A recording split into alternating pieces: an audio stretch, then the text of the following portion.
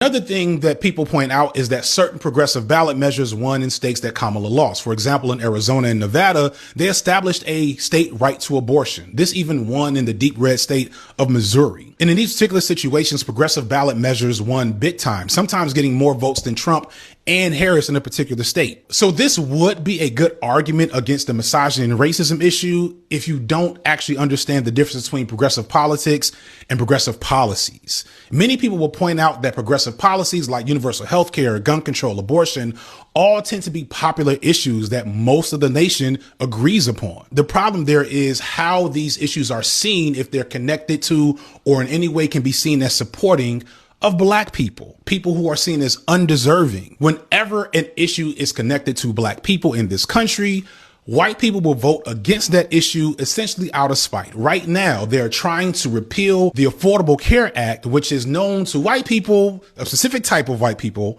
as Obamacare.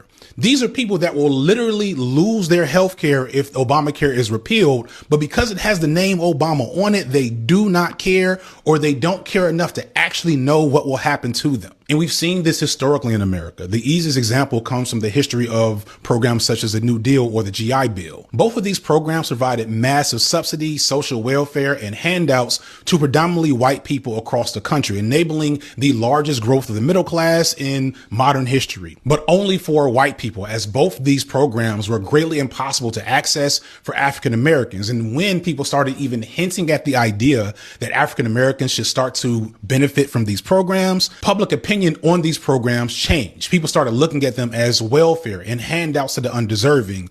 And all of these programs saw drastic cuts in subsequent years. White Americans were fine with cutting off their own well-being if it meant that black Americans were cut off too. There's an old saying that a white man will shit in his own pants just to make a black man smell it.